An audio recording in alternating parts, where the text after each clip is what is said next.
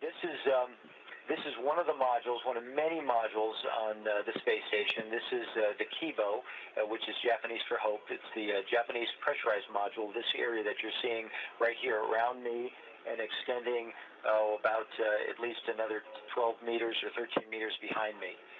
If I could turn that camera around and float it over to a window, I could show you the exposed facility, which is this spectacular location where we've got an airlock here, and we can place scientific samples using a robotic arm out into the vacuum of space. There's a number of payloads out there right now that are doing science, studying the sun, studying deep sky objects. We've got materials payloads out there as well. In the JPM, there are many, many racks that are here that do everything from cell biology. There's one behind me to the right in your camera view. We've got a gradient heating furnace. We actually have a crop of cucumbers that's being studied over here, and it's a special biology experiment that also gives us in that facility the capability of centrifugally accelerating and studying, in this case, gravitropism, or the response to plants in the presence of a simulated gravity environment through the spinning of the centrifuge. And there's an experiment back towards the left of your view, very deep in this field of view, which allows you to acoustically levitate materials, to actually process, through processing of materials absent the gravity-induced convection you have on planet Earth. And you can do those. That experiment actually is still got some work to go to get it running, but that's one of many facilities that are in here. There's a number of racks, one of, I think, a total of 8, that allow you to, in a modular fashion, install small payloads that will basically accept power from the space station, be thermally controlled and regulated, exchange data and telemetry, commanding, and so forth through the space station assets, allow payload developers on the ground to work those. And we've got, like I say, a number of those racks scattered throughout the entire U.S. segment on space station. What I'd like to do, I think, is try to give you a little bit of a virtual tour, albeit using some of the fixed cameras that we have on space station, and show you some of the other modules. We don't have a lot of time, and I can't show you into the Russian segment. I can talk a little bit about the science that's going on there, but unfortunately the video system that we have set up for today doesn't allow me to go far enough aft to show you the equipment there. But if you're ready, I'll go ahead and take you over to the European experiment module, the European module Columbus. Okay, so this is the Columbus European module. We do a lot of life sciences experiments here, and there's also some fluid physics experiments. There's a laboratory directly above my head and up in your field of view, which is a fluid science laboratory, and in there we essentially have an Earth simulator, and it basically represents the Earth's core and the mantle, and allows you to do experiments in a simulated environment to better understand the internal workings of planet Earth from a geologic standpoint. We've got a number of cell biology type experiments here. We've got the capability to do culturing of cells, and also to centrifugally accelerate those. This bio laboratory that's off to my left, you're right in the field of view. We do a lot of our experiments on station directed towards understanding how to keep humans healthy and safe in space long enough to go beyond low Earth orbit. And a lot of those involve studying in a semi-non-invasive way how our bodies change. So we are both experimenters and subjects on a lot of that science. So a big contribution towards that are what we call the Human Research Facility racks, and we've got 2 of those in here. And one of the experiments that we do, actually a number of them, use a specific piece of equipment in there, an ultrasonic, an ultrasound equipment basically, and we all get training pre-flight, and we all learn how to be pretty decent ultrasound technicians, and we're essentially doing studies, albeit under the guidance of some very smart, intelligent folks on the ground, to understand how the heart muscle changes, for example, in the weightless environment of space. There's not a lot of force, the force of gravity that we have to interact with all the time, and your body is just as strong as it needs to be for the environment it's in. So there is some atrophy and some changes that occur in the heart muscle. There's also some changes that occur in the entire vascular system. And so with the ultrasound, we can study the heart muscle. We can do it immediately following exercise. We can do it in a resting state. We can study how blood vessels change, how the volume, the area essentially for the blood vessels, how those will change and adapt over the period of time you have here on orbit. And it helps scientists better understand, again, how to mitigate some of the detrimental issues that you'd have due to the weightlessness of space.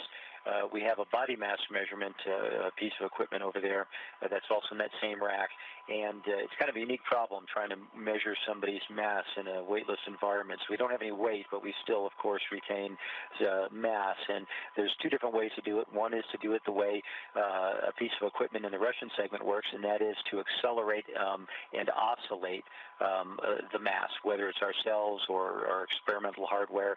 And basically, the lighter something is, the higher the frequency of the oscillations will be, given a fixed spring constant. So that's one way we do it. We also have another way, just using F equals ma, and we essentially apply a fixed force, and we look at the time it takes to accelerate, or time it takes to cover a specific distance, and integrate that to get the acceleration, and we can find what the mass is that way.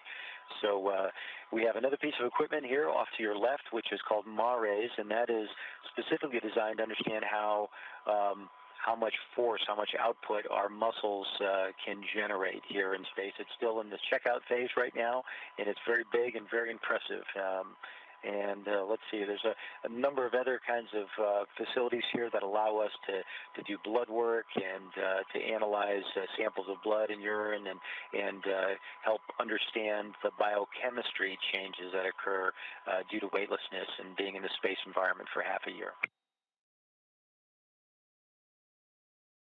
Okay, and this is the U.S. laboratory, Destiny, that I'm in right now, and it is full of all different kinds of equipment to do everything from combustion experiments, which we do in this combustion integrated rack, to fluid physics, which we do in this rack over here.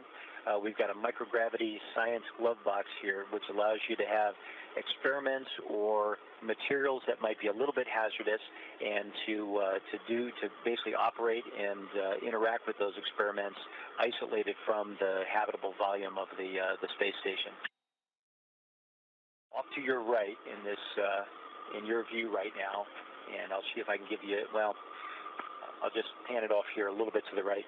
Just to your right, I can't get all the way around to it, but Robonaut, which is a technology demonstration piece of hardware, and it's a humanoid, dexterous robot that allows us essentially to understand how to create robotic equipment to assist and operate with the crew on board space station. And so Robonaut's going through some checkouts right now. It's a phenomenally capable robot with something on the order of 40 or so degrees of freedom. So it's got a hand that operates just like our hands do, and it's got it's got a broad wingspan. From a human standpoint, but basically it's designed to interact with all the things that we interact with. And actually, last month, Robonaut was here where I'm standing, taking airflow measurements from our ventilation system right nearby, with one hand holding the probe near the ventilation ducts, and another hand holding the instrument, and with his eyes, if you will, which are cameras that are located just where human eyes would be, reading the display and operating that piece of equipment. Down the road, I think the goal would be to have that kind of technology to be able to take outside with you when you do spacewalks, for example. And all the tools we would use outside during EVAs or extravehicular activities, Robonaut would be able to operate as well. So great technology there. We've got lots of equipment to keep us healthy and safe. One of our key pieces of equipment to exercise is a vibration-isolated bicycle, essentially. And it's an ergometer, and it's isolated from the structure of space station. So as you pedal it, you're not putting vibrations into the structure that would disturb microgravity-sensitive kinds of payloads, like material science payloads. And we similarly do a vibration isolation. Through vibration isolation, have a treadmill that will allow you to run as fast as 12 or more than 12 miles an hour, and essentially keep all of the vibration of the impacts of your feet, your footfalls on the tread, isolated from the structure as well. And it's critical for us to be exercising like this on the order of 2 or so hours a day to keep from getting too deconditioned to be able to safely return home. Captain Burbank, really, again, on behalf of the crew here at Air Station Houston, appreciate you taking the time to give us the tour, give us an opportunity to understand kind of what it is you all do up there. Add that into what we did earlier today, getting to see the mock-up gave us a really great, I don't think as you watch on TV or any other thing, when you get to see the mock-up, you really get an idea of the size, the actual size of the space station up there. I think a lot bigger than a lot of us had originally thought. And to me, one of the most amazing parts is as we watch the moving map here talking to you, realizing that the distance you've covered over the short time we've been speaking, you made it from about the, midway Southern Pacific to halfway between South America and Africa is really kind of an amazing thing to think about as well. Great to have you on board today, and it's real hard to tell you in such a short period of time just what a spectacular place this is, but you certainly got a sense for it in the mock-ups, and the little bit that I was able to show you today hopefully showed you, told you a little bit more of the story, but it's a phenomenal place, and it is hard for me to believe right now that there are just a very few weeks left before I'll return. The best part, of course, is to get to see family and friends again. That's one thing you don't do nearly enough of during the training leading up to this, and certainly you feel very remote sometimes from family while you're up here, but there'll be a lot of time to catch you up very shortly for me. But there's always going to be a part of me that's going to very much miss this environment, miss working with these wonderful teams on the ground, miss doing the science that we do up here. But we'll be handing the baton off to some incredibly capable people down the road too. So all the best to you. It was great having you on board, and hope to talk to you when I get back in a couple of weeks.